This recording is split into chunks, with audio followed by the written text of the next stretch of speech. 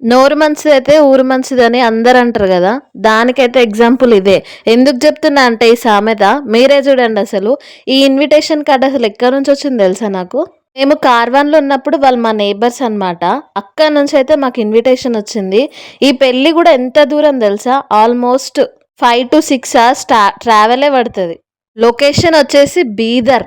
అంటే మీరే గెస్ చేయండి. ఎక్కడున్నా నేను, ఎక్కడికి పోయినానో అయినా సరే నేనైతే చాలా సార్లు చెప్పాను. రాలేను, రాలేను, రాలేను. చిన్న పాప ఉంది. అంత లాంగ్ అయితే నేను రాలేనని చెప్పినా తను వినకుండా కంటిన్యూస్‌గా ఏమంటారు రిక్వెస్ట్ చేస్తే బలవంతంగా వెళ్ళాల్సొచ్చింది. అది గూడా నేనొక్కదాన్నయితే వెళ్ళలేదు. ఇప్పుడు ప్రెజెంట్ మేమున్న ప్లేస్‌లో కూడా వాళ్ళ రిలేటివ్స్ అయిన ఒక ఆంటీ అయితే మా సరౌండింగ్‌లో ఉన్నారు. సో, మేమిద్దరం కలిసి నా బిడ్డతో ముగ్గురం కలిసైతే ఎర్లీ మార్నింగ్ 4కి లేచి స్టార్ట్ అయినాం. 5 వరకైతే బస్ ఎక్కేసినాం అనుకోండి. టిఫిన్ లేదు, ఏం లేదు. అట్‌లీస్ట్ టీ గూడా తాగలే, వాటర్ గూడా తాగలేదు. ఫ్యామిలీ తరపునైతే ఒక సోలో ట్రిప్ ఏసినన్నంత ఫీల్ వచ్చింది. ఈ ట్రావెలే పోను 5 అవర్స్, రాను 5 అవర్స్ పట్టిందసలు. ఈ ట్రావెల్ ఒక్కటి పక్కన పెడితే నాకొక ఫ్యామిలీ మెంబర్ లాగానే అయిపోయినారు. అక్కడున్న పర్సన్స్ అందరూ చాలా ఫ్రీ ఉన్నారసలు. ఫైనల్‌గా అయితే బీదర్‌లో ఎంట్రీ అయినాం. చూడండి అసలక్కడున్న స్టాల్స్ గానీ, స్కూల్స్ గానీ, ఎవ్రీథింగ్ చూడండి. అసలక్కడున్న ఇల్లు గూడా చూడండి అసలు. ఎంతెంత డిస్టెన్స్ అసలు ఆల్మోస్ట్ అది గూడా ఒక సిటీ లాగానే ఉందనమాట. చాలా బావుంది బీదర్ అయితే. అక్కడ ఇంకా చాలా స్పెషాలిటీస్ గూడా ఉన్నాయంట. పెద్ద పెద్ద టెంపుల్స్ బాగున్నాయంట. కానీ మాకు టైం లేక మేము విజిట్ చేయలేదు. మీరు గనుక వెళ్ళి ఉంటే ఖచ్చితంగా విజిట్ చేయండి. చాలా బావుంటాయంట.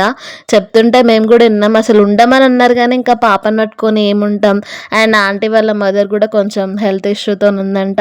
అందుకే ఇంకా రిటర్న్ వచ్చేసినాం.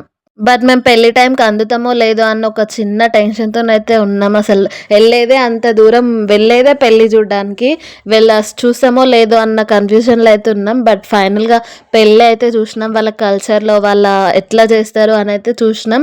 సో, నేను మీకు గూడా చూపించాలి అని అనుకోని అయితే వీడియో తీసి ఇప్పుడు అప్‌లోడ్ చేయడం అయితే జరుగుతుంది ఫ్రెండ్స్. చూడండి. మీలో ఎవరైనా అక్కడ ఉన్న ఏరియాలో ఉన్న వాళ్ళుంటే కామెంట్ చేయండి.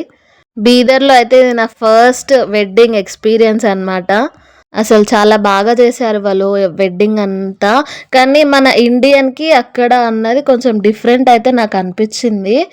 థ్రెడ్‌తోని అట్లా ఒక చెంబు ఫార్మ్ చేయడం లైక్ ఎక్సెట్రా. మీరు కూడా చూడండి కావాలంటే. మీకు గూడా ఏమన్నా అనిపిస్తే కామెంట్ గూడా చేయండి. అట్లా నాకైతే కొన్ని కొన్ని వెరైటీస్ అయితే అనిపిచ్చినాయి. ఎందుకంటే ఫస్ట్ మన ఇండియన్స్‌లో ఎట్లుంటదంటే అమ్మాయి వాళ్ళ ఇంటికాడ పెళ్లి అయితది గదా!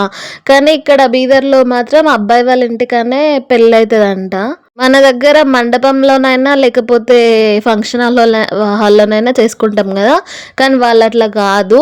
ఎట్టి పరిస్థితుల్లోను మాత్రం ఇంటి దగ్గర ఉన్న మండపంలోనే వాళ్ళైతే పెళ్లి చేసుకుంటారంట. ఆ తర్వాత ఎవ్వరొచ్చినా రాకపోయినా వాళ్ళు ఫ్యామిలీ వరకైనా సరే పర్టిక్యులర్ టైంకైతే మ్యారేజ్ అయితే అయిపోతది. అది గుడ్ కల్చర్. నాకు చాలా నచ్చింది. మన ఇండియన్స్‌లో ఎట్లుంటదంటే ఇప్పుడు పొద్దున 8 గంటలకు ముహూర్తం పెట్టుకున్నామనుకో అది 11 అయితది, 12 గూడా అయితది. మీకు గూడా తెలవందేముంది చెప్పండి?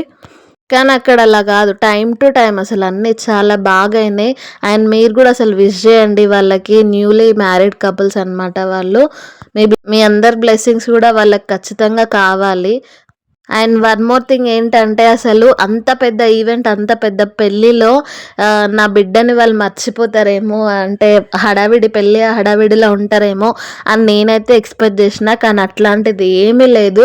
ఈచ్ అండ్ ఎవ్రీ పర్సన్ అక్కడున్న ప్రతి ఒక్కరు పోయినందుకు నన్ను గానీ, నా బిడ్డని గానీ చాలా బాగా రిసీవ్ చేసుకున్నారసలు. నాకైతే అది నా సొంత ఫ్యామిలీ లాగానే ఫీల్ అయినా. నిజంగా నేను చెప్తున్నా. అసలు నాకు వాళ్ళు దొరకడం గాడ్ గ్రేస్ అనమాట అసలు. కానీ నా డుమ్మి చూడండి ఎట్లా ఏడుస్తుందో. దానికి చికాకయితుందో, నిద్ర అయితుందో, ఏమైతుందో గానీ అదైతే ఏడుస్తుంది. ఫైనల్‌గా మేమైతే ఇంగ రిసెప్షన్ హాల్‌లోకైతే ఎంట్రీ అయినామనమాట. అక్కడ కూర్చొని ఇంక తిన్నాం, చేసినాం అయిపోయింది. ఇంకా రిటర్న్ అయిదామని అనుకోని ఇంకా రిటర్న్ అయితే స్టార్ట్ అయినాము. ఇంగ రిటర్న్‌లో గూడా ఫుల్లు ట్రావెల్ స్ట్రెస్ అనమాట. అసలు చూడండి మీరే. ఈవినింగ్ 4:30కి బస్ ఎక్కితే నైట్ 10:30 అట్లా అయింది ఇంటికి రీచ్